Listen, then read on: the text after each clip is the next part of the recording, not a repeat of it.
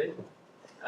Welcome to CS 196. This is, I guess, our first real lecture, because last week was not a lot of content. But today we're gonna talk about three things: interview prep for technical interviews, brief introduction to Python, and then also project pitching. Which, so you guys, as you all know, this class, the core of the class is project, and we'll have like a demo. So next week you're all going to be like pitching your own, if you want to, ambitious projects. And so today we'll give you like a preview of what that looks like, what to expect, all that stuff. As for some announcements, you should all join the Piazza.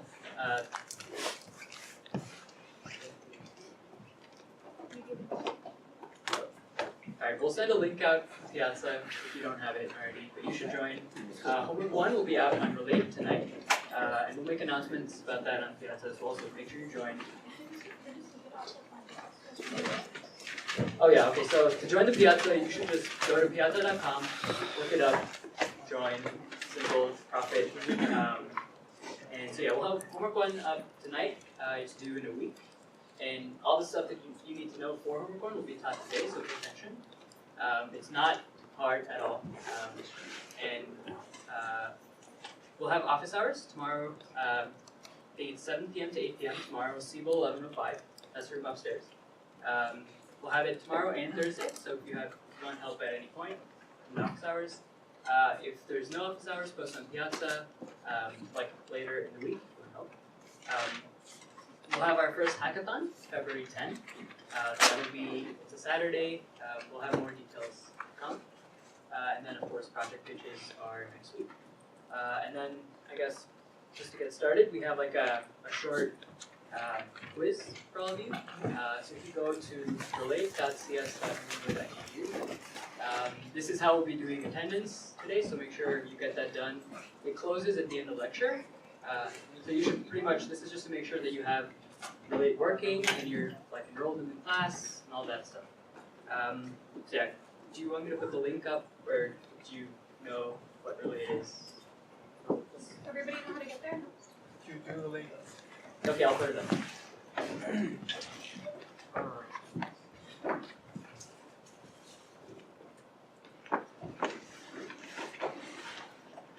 Alright, so this is Relate. Our course is down here. So I'll sign in, I guess.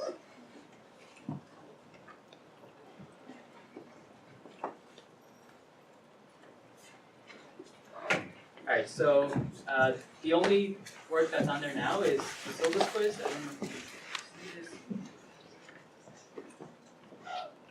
Yeah, it's like it's a pretty short quiz, just to make sure that we know you were at lecture. In fact, yeah, we'll do it. We'll do it right now. Just so you know. Well, I guess we'll give you some time to do it, and then we'll do it. But yeah, just go ahead. Take 5 minutes. Super simple. Let us know if you have problems getting there or with the quiz at all. Yeah. See you.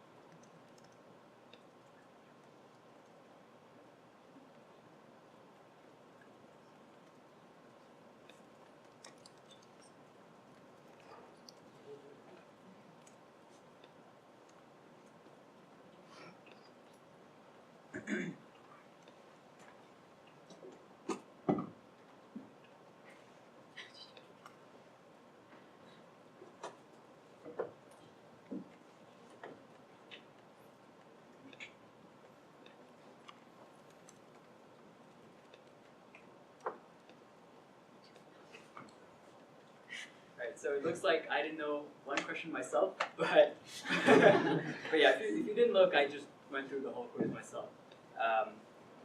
But yeah, are you guys close to done? Are you done? Yeah. All right, then let's move on. Yeah, that will stay open till 8:30. So if you don't want to do it now, you don't have a computer, you can always do it after the lecture. All right, so yeah, so first it's gonna be me talking about some interview prep and tips. This is how you get respect and 6 figures of a job. Just kidding. Don't blame us if you don't have a job.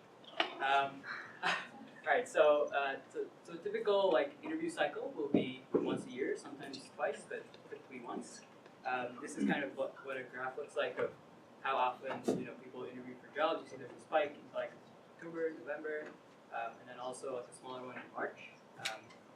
Most companies are here for like the fall like recruitment is typically end October, early November. A lot of people, like the more experienced people, they'll get done with their offers and interviews and offers. They'll get offers like slightly earlier, so like end September, maybe early October. But that's typically what that looks like.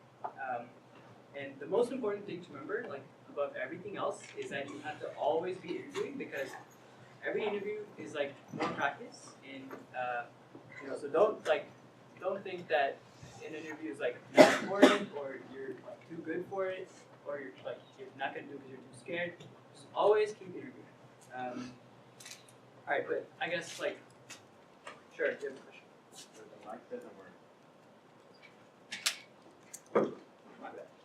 Can you hear me now? Alright. Sure, yeah. So you need to, I guess, think about, because you need to think about like where should you focus? How do you get started? And I guess the most important thing to think about is interviews are tiring, and you can't do like 5 in a day and like survive because it's a lot of effort. You need to prepare well. Don't burn out. So I guess when you start out, you can choose to be picky. You can say, you can filter by companies that you really want to work at, or companies that you know are good, places that your friends are applying to, all that stuff. You want to like filter out the companies that are bad, I guess. But and so a good approach to doing that is what we call binary search. It's not the same thing you learn in CS, but pretty much, start with companies that are like, places that you have a good shot at, so like target places. Save the harder ones for towards the end, and then like interview at places that you'll get a job at, but interview because the practice will help. You should I guess you should prepare well to start off, but you will learn a lot more as you go on, like as you do interviews and get better. Of course, don't take too long. Don't apply too late also, because then most people will sign their offers, and then even if you do get an interview, they might fill up all spots for internships, and then do that. So yeah, how do you? But I guess the question is, how do you actually get interviews? Like, what do you do? Why should a company pick you? And then it boils down to like simple supply and demand.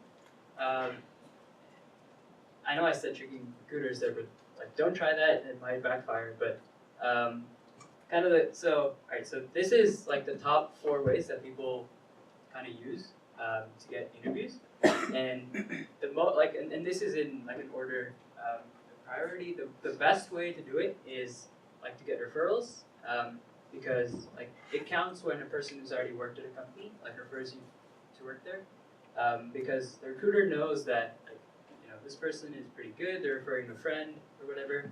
And then of course you can go stand in the long lines at the ARC and expect to get interviews there. Cold calling and online submissions almost never work, but they're worth a shot. You can discount it, I guess. So yeah, referrals are almost like a backdoor because they're almost guaranteed interviews at most companies, just because it's a very credible recommendation from a person who's already been vetted by a company. So ask a friend, build your network, LinkedIn. hustle, all that stuff is good. But yeah, referrals are good, so keep your friends, I guess, in your good books.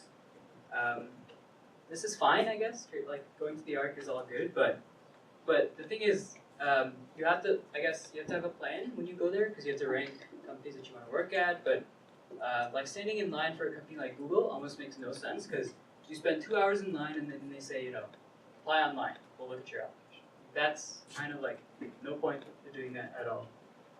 Like thousands of others like you are standing in line. The person is probably not going to know your name.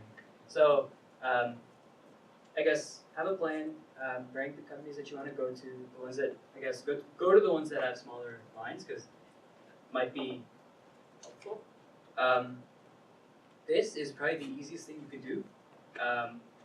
Fill forms online. Sit on your bed, fill forms because and it helps because these don't take too long.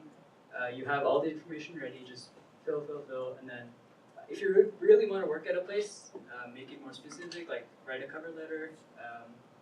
Make your resume better. Like let's say it's a role for data science. You can say, "Oh, I did this project in data science," and put that on your resume. And then, yeah, of course, there will be rejections. Typically, like 3 stages of it. The first is you applied online and you never heard back. Or you hear back after 3 or 4 months, and they say, "Oh, sorry, we filled this role." You likely got resume rejected, which is that the person who read your resume didn't think that you had the skills like for the role. The second stage is kind of like you interview with them, but they find that your skills are not good enough, or there are other people that are better, and so they reject you after your first round of interview or something. Of course, there are times when you never hear back at all. This has happened to me. It's happened to a lot of our staff. It's sad, but companies just have way too many people to get through, and there are people better than all of us. So, so that is the truth of it. But all right, so I guess these are some general tips for things that can help make your resume stand out. Don't put your GPA on there. This is if it's under 3.0, just because companies don't need to know it. A lot of them don't ask for it at all. But if it's above 3.0, I think it's fair. It shows that you know your stuff in courses, you know what people are teaching you. So it can only help you if you put it on there, but don't put it if it is going to work against you. No one cares about your volunteer hours from high school. For CS internships, don't put that on there. I think a lot of people do it, but no one's going to look at it. So there's a lot more that you can put on there, like personal projects and your link to your GitHub and the fact that I took CS 196. That could help too. So this other stuff is again, I guess, do research if you can. You can always open source is a pretty big field. You can contribute to projects. All that stuff. I guess another small tip is put your end date and not your start date, so that you don't they don't need to know when you got into college, but they of course need to know when you can graduate or when you are graduating. So put the end date instead of your start date. That could help. And then, this is pretty important too. So if you like a specific subfield of CS better than the others, focus your make your resume focus on a certain subfield. So let's say you like machine learning. Put all the projects on there that you've done in machine learning, or you guys try to, because a company knows that they'll match you with a team that does machine learning should you get an offer. So that's I guess pretty good way of showing focus also. You should do that. Alright, when should you be interviewing? I guess the question is always, but typically you should get started early October. You can, because that's the best time. A lot of spots open. So yeah. Alright, so at this point you're you're I guess rushing through your interview process, signing offers, and this is not a best practice, I guess, but once you do get an offer and you sign it, or just choose to keep interviewing and you get other offers after, renege.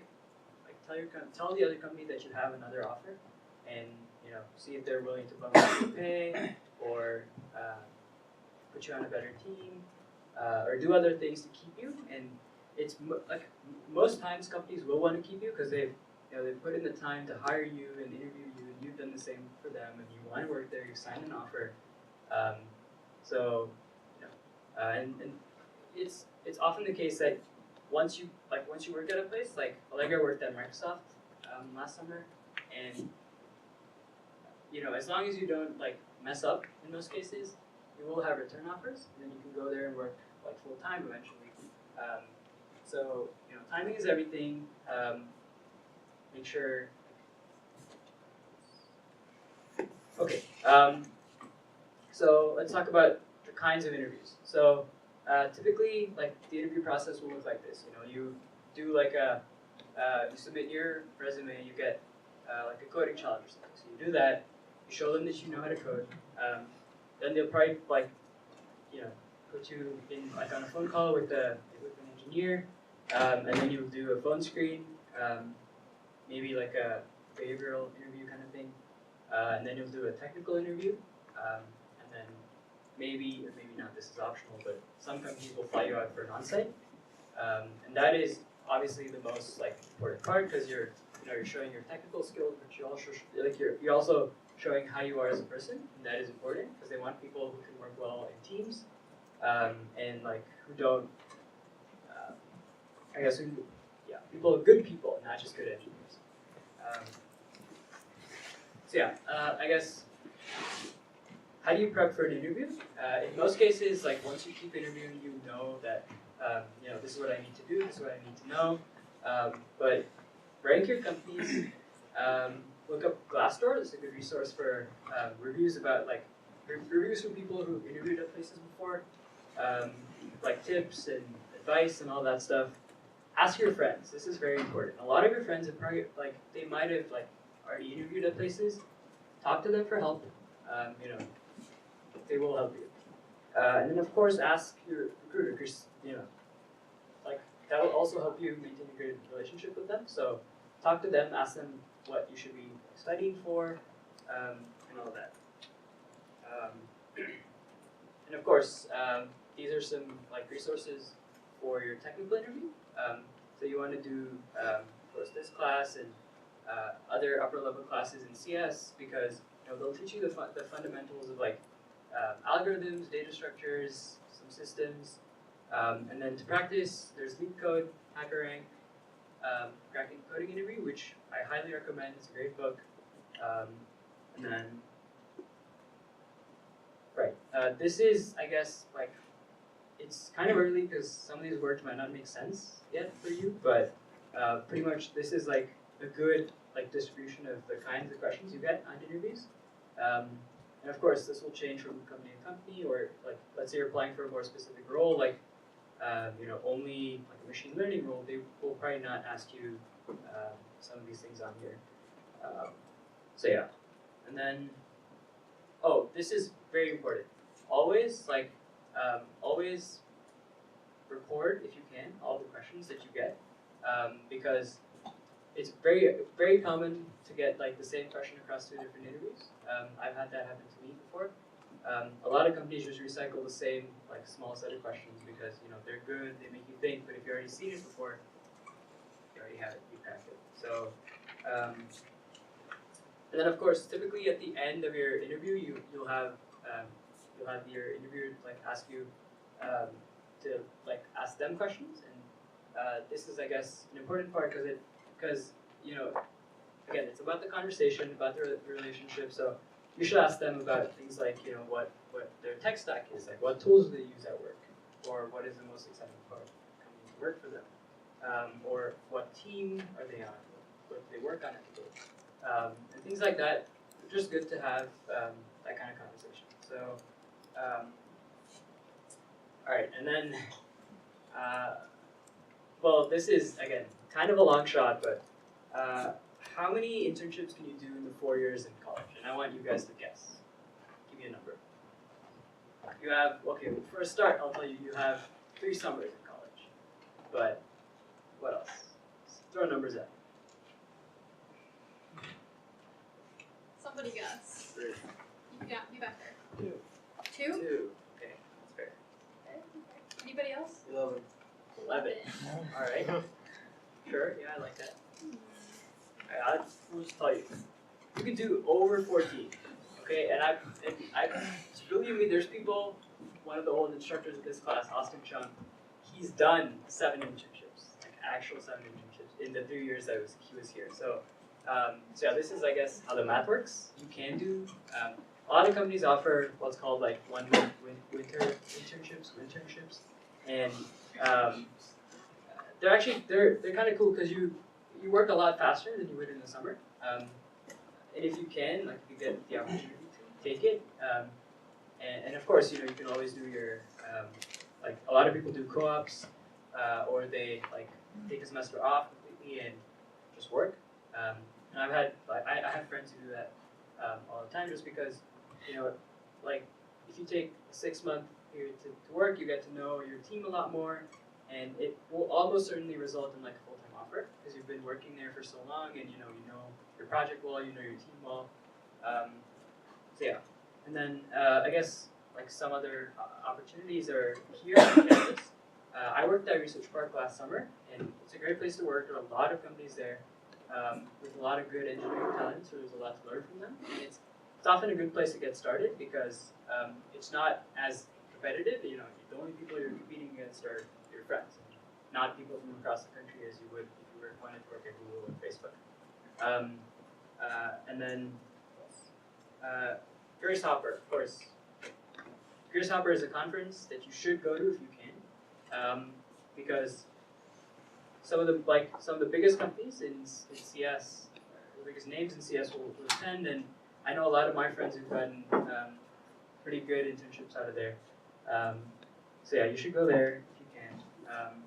And then, okay, this is like, I don't know how I feel about this, but a lot of companies offer programs like designed for freshmen. So Google has a thing called their engineering practicum. Microsoft has a thing called Explore. And a bunch of companies do this. Facebook has Facebook University, so on and so forth. And these are, you know, really, there are ways to kind of get into the pipeline early on. So if you're a freshman, you should definitely apply. But you know, if you're already super into computer science and like you know a lot of things like pretty well, then you might not learn much from these because they're kind of basic and they don't cover. I guess your project is not going to be super hard and super technical. So yeah, something to consider. These are, I guess, some like random tips and facts.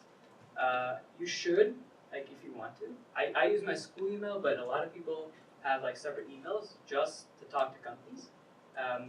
And it might be helpful if you're like, don't open your email all the time and like you might miss stuff. You don't want to miss an interview.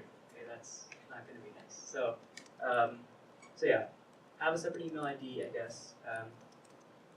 Be concerned about non-tech companies. A lot of people like get jobs at places that aren't really technical and don't have this like engineering talent. And what happens there is like, you know, all you're gonna do is like make a website for me, and then that gets boring. You know, you're not gonna enjoy like, doing that all the time. And of course, go to the ARC for career fairs. That starts, I think it's the week after, not next week, but go there because. Anyone watch Silicon Valley here? Yes? Yes? Alright, let's just real quick. We just can't. I think this thing is dead.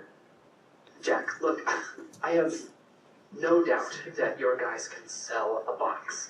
And an appliance may be a good short-term play, but in the long term, we need to be building our full-time platform. Gloria, could you call the fish guy and see what kind of warranty we have on these things? I think one of them is dead. Oh, Jack, please. You said that when we got back from Malian, we would discuss this. Okay, let's discuss it. Take a look at the conjoined triangles of success. Now, what do those two triangles make together? A square? A box. They make a box. You can't make that shit up. But you literally did make it up. Yes, I did. and now they teach it at business schools. But I was only referring to the serendipity of the coincidence. Yeah, that's some. Alright, so yeah, I guess that's kind of the end of it. But if you have questions, please talk to us after class, or post on Piazza. You should join the Piazza.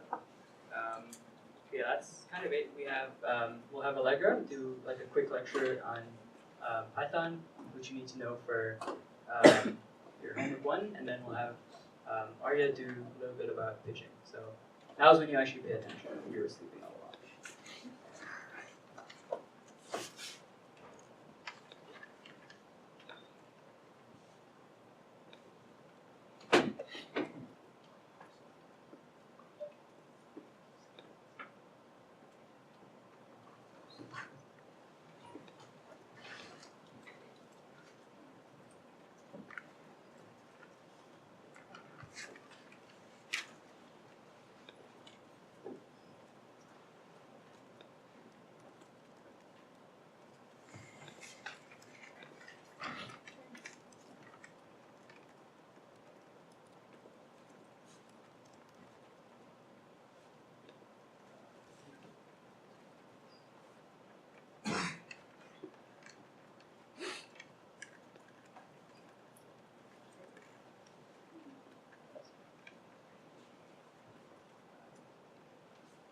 Can you guys read what's on the screen? Kind of? Is that better? Yes. Alright. Okay, so you guys have probably started some of this material in 125, but we're going to go over a few things in Python. So basically, we just want to kind of talk about Python in general first. So basically, does anybody here, so first of all, is anybody here a CS major? Raise your hand if you're a CS major. Okay. Alright, so can anybody give me, just like start throwing out languages. Somebody give me a language. Okay. Okay, C++, yeah. Ruby? Okay. All. Okay, yeah, you do that. Okay. Go. Okay, yeah, so those are a bunch of examples, right? So basically, all those languages are kind of different because they're at different levels, right?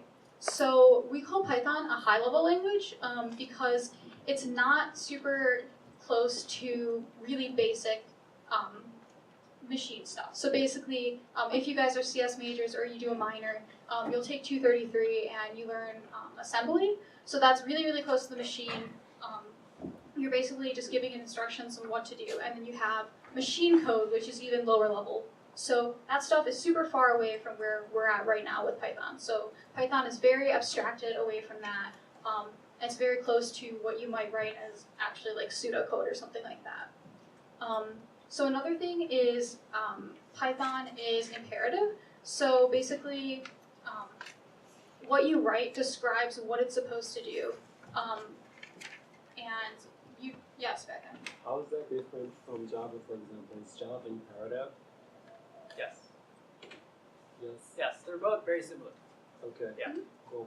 Right, yeah, so that's an imperative language. So there's another thing called a declarative language. Does anybody know what that is? Okay, so you might not know. Somebody here said Haskell. That's a declarative language. So basically, that's where you give it what you want it to do, but the program figures out how exactly it's going to do that. So that's different from what we're doing with Python. And basically, it's interpreted. So each instruction, it's basically executed instead of being compiled, everything being compiled first and then run. So does anybody know, give me an example of a language that's not interpreted. Objective-C? Okay. Yep. So like C, C++, stuff like that. It's all compiled first. Okay. All right. So you can see here we have instructions on installing Python. Basically, if you're running Linux or Mac, you're gonna be fine. It'll be super easy. But if you're running Windows, it might be a little bit more difficult. So you can come up and get help with that if you're struggling. But yeah, you can go ahead and try to do this, or you can do this after class. You really just want to have this ready so you can work on the homework. Or if you want to follow along with examples. Okay. So if you guys are totally new to coding, it might seem kind of like intimidating, like where do I start? Like I remember when I was in this class, this was one of my first programming classes, and I didn't even know like how do I run Python, like or how do I even write the code, where does it even go? So basically, all you have to do is create a file with a .py extension, and that can be like in any text editor. So you guys, if you're in 125, you're using Eclipse. Is anybody here in 126? Okay. But basically, you can use any editor you want. Yeah. We're not using Eclipse in 125 anymore. Oh really? What are you using? We're using Technique and Project. Interesting. Okay. Yeah. Basically, you can use any editor. There's a ton of editors out there. We might go over that later in the class, just like different editors and what like pros and cons. Like my personal favorite is Atom, so I don't know. You guys can kind of play around with those and see what you like. But basically, yeah, all you have to do then is you save the file, and then you just run it on the command line, and that's basically it. So you can also use IDEs, but we can get into that later. But basically, this might seem a little intimidating in the beginning, but we can help you figure it out. So yeah, and we can go through an example later on of how to do that. Okay, so, but just to get started, so let's start learning some Python syntax. Basically, classic thing, first thing you do in any like CS class, hello world. So basically to output something in Python, we just use print. So it's super easy syntax, you can see, just have parentheses here and then quotations around our string, right? So let's go ahead and run that. And we see it prints out hello world, right? Okay. Alright, so then you probably, yeah. Do we have access to what you're showing us right now?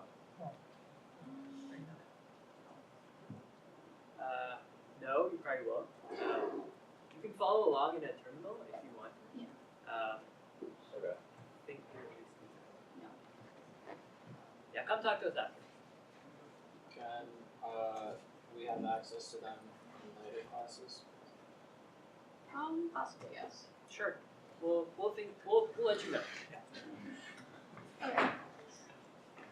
Okay, so basically, so there's a few different types we need to learn about. You Sure. probably, yeah. Sorry. Is Python implicitly infers data types? What does that mean to implicit incorrect? Can you say that a little louder? Python's implicitly infers data types. Mhm. What does that mean? What would explicitly? Sure. So for example, if you took C++, right? If you wanted to declare a variable, you would say like int x equals 0, right? In Python, you can just say x equals 0, and Python will know that it's a number. Okay, thank you. Yeah, okay, so basically we want to Sure. understand. Oh, was there anything? Sorry. Yeah, go for Yeah, it. you. I was going to say, if they can't follow along, there's an online shell that you can use from Python. Yes. Okay, yeah, You that's can actually, use REPL. yeah, that's a good idea. Python.org/shell. You can use Yeah. Okay, yeah, if you want to go ahead and do that. There's a that's- website called repl.it, which is repl.it, and you can pretty much type the same commands that she will and see what happens on your computer. Let us know if you have like questions. Alright, okay, so basically we're gonna go through and try to figure out what types these are. So what do you guys think this is? Int, okay. And you guys are right. What about this one? Alright, Boolean. if you guys are getting this wrong, I'd be like really disappointed. And what about this one? Character. Okay. Alright, so that's pretty simple, right? Super simple stuff. So now we can get into some operations. So you guys already know like adding things, subtracting things, multiplication, division, that's really standard stuff, right? A couple things that you might want to know. I remember when I was in this class, it took me forever to figure out how to do exponents for some reason. I don't know, I just wasn't good at Googling back then or something. But yeah, so we're going to cover that. So basically, if you want to raise something to a power, you just do 2 asterisks. It's mostly like that. And then, is everybody familiar with what modulus does? Yeah. Okay, right. So basically modulus is just the percent sign. And you can see you get that. Okay. So these are probably going to be pretty important for the homework, the first homework. Pretty simple stuff. Just remember the syntax. You can Google it if you forget. Okay. So yeah, you guys have you learned about variables in 125 for sure. But can anybody give me like a description of what a variable is? Shout it out. Yeah. And you use it to hold a value. Sure. Okay. Use it to hold a value. What else? It's an object that stores some kind of data. Yeah, that's good. Okay. Yeah. Okay, it's a little bit Yeah. advanced, but yeah, that's It's good. pretty good. All right. Yeah, that kind of covers it. Yeah. Okay, yeah. So basically, we use them to store things that we might have to use later on, right? These are kind of like the most basic things we have to work with in our programs. So we can do assignments and do different operations at the same time. So here you see we're adding 5 and 10, and then we're going to store that in x.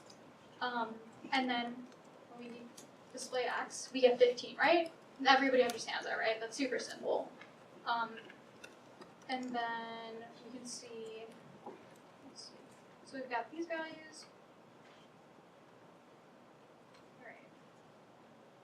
And so when we do a plus b, since we assigned a to 1 and we assigned b to 2.4, we can see what result we're going to get. And what do you guys think? Do you think it's going to be a float or an int?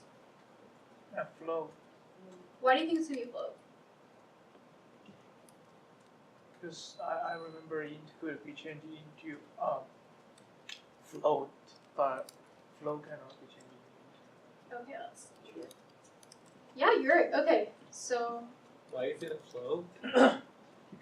because ints get, so if you're adding like an int and a float, it just converts it to an int. So ints can't really be converted. Sorry, floats cannot be converted to ints unless Is it you. because the computer can only retain information, kind of like remove information? So no. So kind of what's happening is when you tell it to add 1 and 2.4, Python will have to it's called an implicit conversion, and so it infers that the result has to be a float, and so it converts the 1 to 1.0, and then it adds them up to be 3.4. And we'll talk more about this later. So we can also do assignments with strings. So we see here we said d equal to hello world, and then when we print d,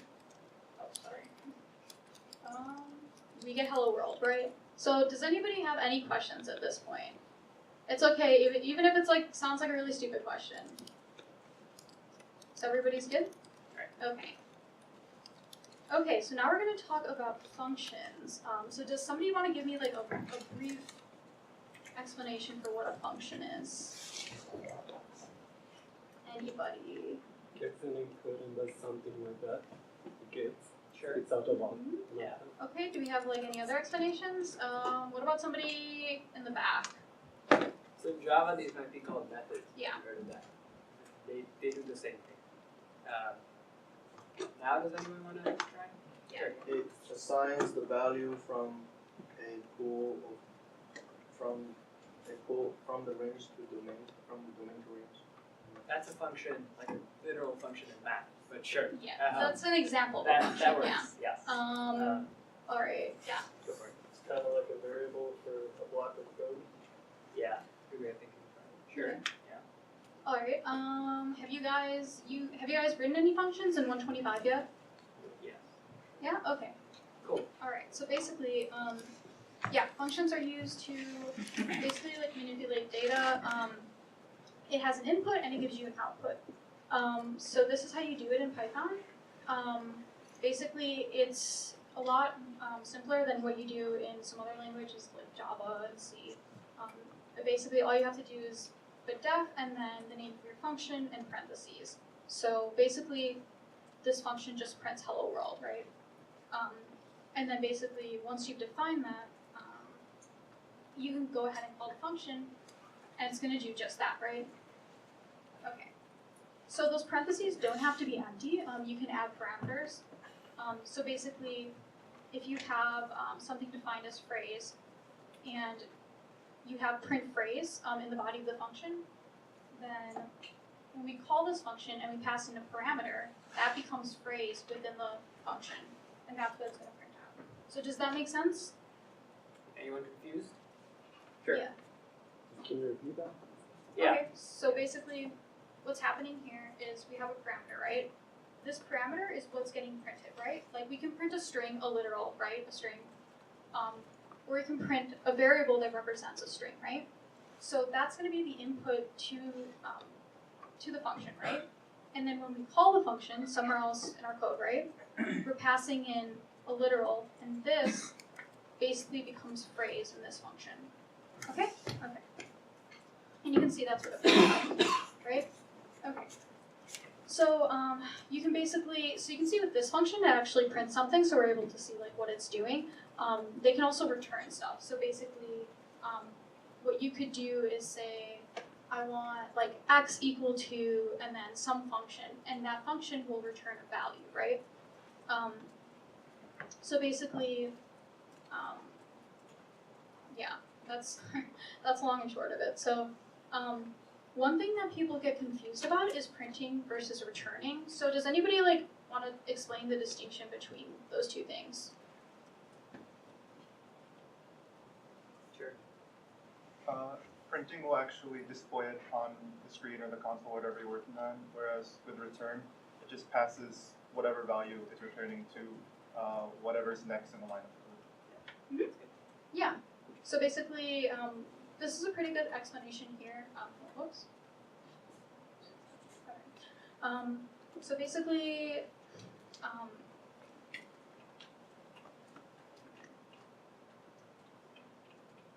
yeah. So basically, with printing, you have something called standard in and standard out, and that basically like interacts with your program. So standard in would be like if I want to capture like someone typing on a keyboard, right? And standard out is if I want to actually print something, right?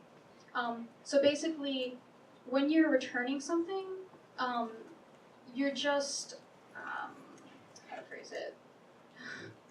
You're just returning. So you're just sending the data back to the function that was called in the program, right? So the difference is you're not displaying it, you're just sending it back to the program. Does that make sense? Right. Which one are you sending the program? You're saying the return? Alright, so look at these two lines down there, right? So if you just did the one on the top, which is the return, it would not print anything out to your console. Right. But if you did the one with print, you would see the word, you would see whatever A and B are, you would see the sum of them on your screen. Right. That make sense? So you can see like Yeah. here. But why do you need to return it? What does it do? Sure, we'll talk about that. Oh, That's a good question. We'll talk about that later. Yeah. Well, Yeah. Yes. Is it not necessary to like define like the return type then in like the method header? Yeah, Python it's not. So Okay. Yes. Yeah. So in Java you would have to say like int or void or whatever. But in Python it's all Yeah. automatic. Yeah. okay, so basically you can see here when we had add, it's just returning this. Add two is printing it. So when we actually run add two, it prints it, right? And so let's see, we have another function here. Okay, so this is a good example of like why we want to return something. So you can see with add, right? We just returned this, we didn't print it, right? And so here we have a variable that we want to set equal to something, right? So we're setting it equal to whatever comes back from this function, right? So that's what our functions do, right? We give them input and they give us output. So when we call add with 1 and 3, it's going to use this function, it's going to add these numbers, and it's going to send that number back to the program. And so setting it equal to my number. Does that make sense? Does this answer your question too? Like why would you want to return something? Because now you could save it to a variable. So Does that make sense? If you don't have the return, you don't save it as a variable? Yeah, so if you did like if you made the same assignment from my number equals to add, but you did it with add 2 instead, it wouldn't save anything. Because that function is not going to return, it's just going to print and stop. Okay. Right? Now when you return it, this variable will store that value that got returned. Okay, okay. And then if you see in the next line when we print it, we'll go and print my number.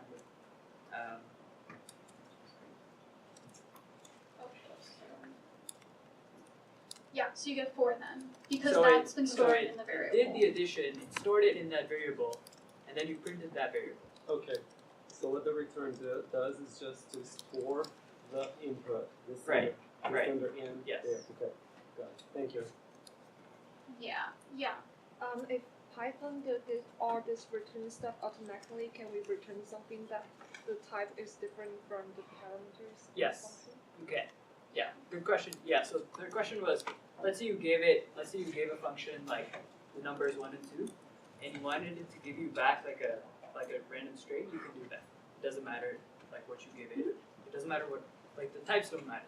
Yeah, and an important distinction to make is, so with returning, we're showing you storing it in a variable, right? But you can return something, we can return something and just not do anything with it. If we call the function, if we call this function add, right? We could just call this, but this, oh sorry, not add to. If we just call add by itself, it's just gonna return it, but nothing really happens, right? When you assign it to a variable, that's when you're actually storing it, right? So there's a distinction to make. Just returning it doesn't actually put it anywhere. You have to assign it to a variable. Right, okay, so we covered that. Yes. Is an assignment when you store your variable, and you just made a distinction, that distinction between returning and assigning? Well, Yeah. Yeah, could you Mhm, talk a yes. little bit more about that? So basically, okay, let's say we have a function, right? Like let's just talk about add, right? So add took 2 variables, 2 parameters. It added them and then it returned them, right? Mm-hmm. Okay, returning means it's just sending that value back to the program, right? But So- it's not doing anything with it. Yeah, Okay, it's at this just point sending it nothing's back. happening, right? Good. And then when you say my number equals whatever got returned, then my number holds that value that got returned. Right. Okay, so it's a bridge between Yes, the it's a two. bridge, exactly. Yeah, exactly. Return is a bridge between what happened in the function and your main program. Okay. Alright. Anybody have any other questions? Okay.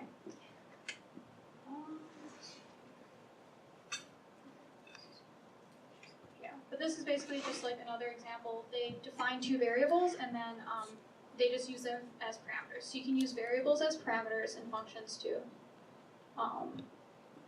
And then they're showing like assignment here. So basically, this is like what we were just talking about. That this function adds them, it returns them, and then my bar is holding 4. Does that make sense to everybody? Okay. Let's see. Right, and so this one, let's talk about this one. So basically here, we called add 2, right? And then we assigned it to my other bar. But why did it print out 3? So if I scroll up and look at add 2 again, does anybody know why it printed out 3 when I did that?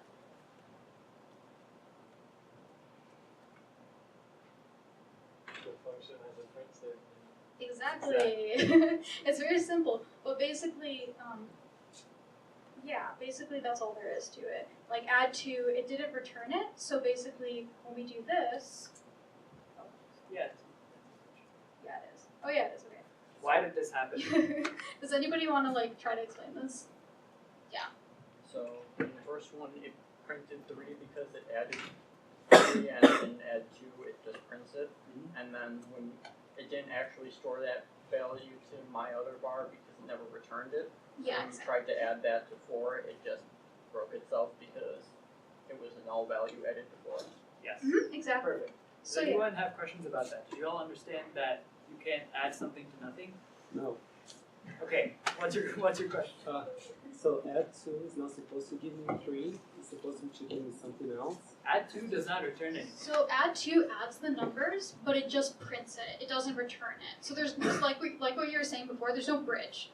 It just prints it to the console. So we see 3, but we don't actually do anything with that value. We don't send it back. We just display it. So basically, what's happening is my other bar is never getting assigned anything. But why does the 3 show up? The 3 Because shows up because add 2 prints 3. It displays 3. It just doesn't send 3 back. It's not a return statement, it's a print statement. Okay. Yes? Okay. Get it? So, to fix it, you just add a return, right? Exactly. Yeah, It's not a right? return. So what we could do here, So if you change the print statement to a return, it works. So my var doesn't exist. Yes, it doesn't exist because there's nothing in it. So that's why you get the Yes. error, okay? Yeah. So if you did, return equals b. Right. So if we do this, and then we try to run this. Oh shoot. Mine on the bottom. There we go. So that makes sense, right? Yeah. Why didn't you need a print statement when it printed my var? Okay.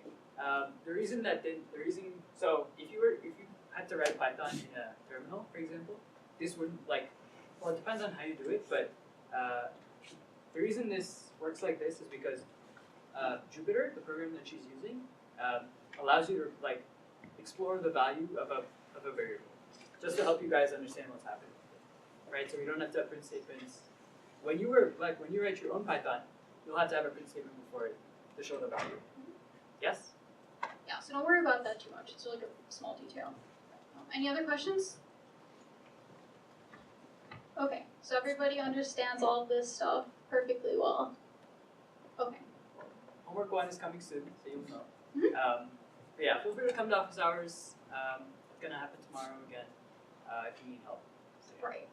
Okay, yeah, so that's all we have for Python this week. We'll have more next week, and we're going to start getting into some more advanced stuff. So if you're kind of sitting here like, I already know this stuff, why am I here? Stick around because we will go beyond what you guys do in 125 for sure. So, yeah. And next we're going to have a little lecture on pitching. So, shoot, if you want to come up here.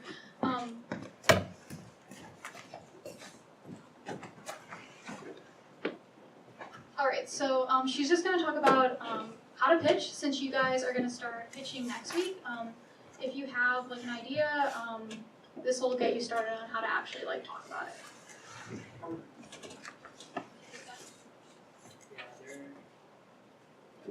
Alright, so pitching is for your actual projects which you're going to be doing throughout the semester. And so next week you're going to go and pitch projects of things you want to work on. And so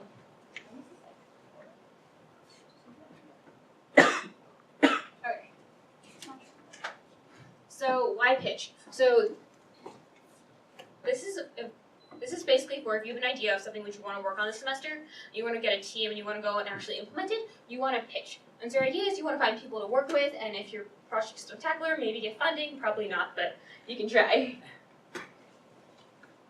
So what are you going to pitch? So you want to find a project that seems somewhat interesting, something challenging, and at the same time very doable within a semester. You're not going to go and say, I'm going to implement an entire neural network when you don't know what computer science is. So think of something very doable, yet something which you're interested in, something which is cool, and something which is feasible.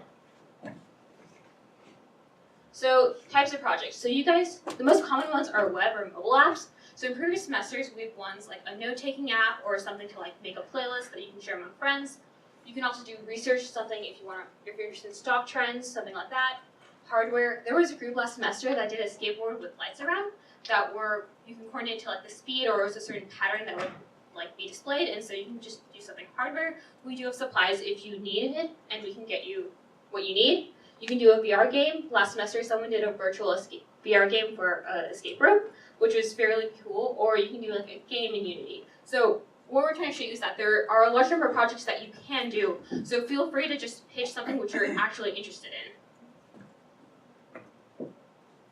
So submitting a pitch. So there's going to be a form later this week on Piazza in which you're going to submit a name for project, and you can optionally submit a slide of what you want this to look like, and you want to prepare a 2 to 5 minute speech of what exactly is in this project. And so you want to pitch it to the class and hopefully get a team. We will then take these pitches and place you together into teams.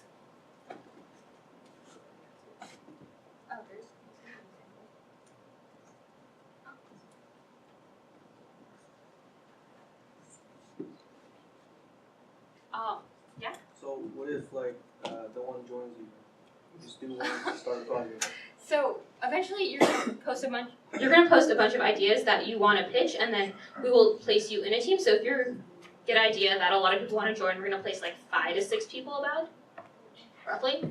Yeah, 4 onto or the 5. team. If not a lot of people are interested, we're just going to choose another project because there's probably going to be more pitches than teams, and so it'll just depend on what gets the most interest.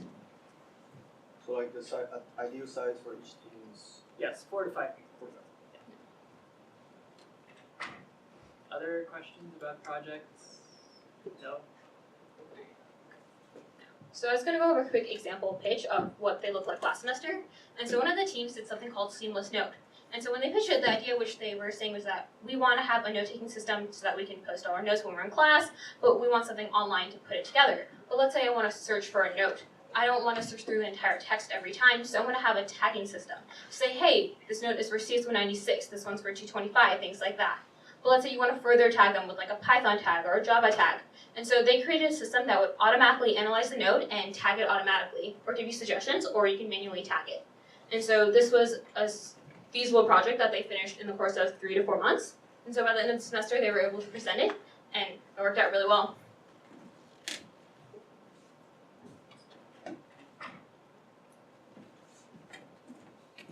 Okay, so that's it for this week. Make sure you get on Piazza so you can fill out that form, and also just keep in touch with what's going on in the course. And we'll see you again next week. So have a good week.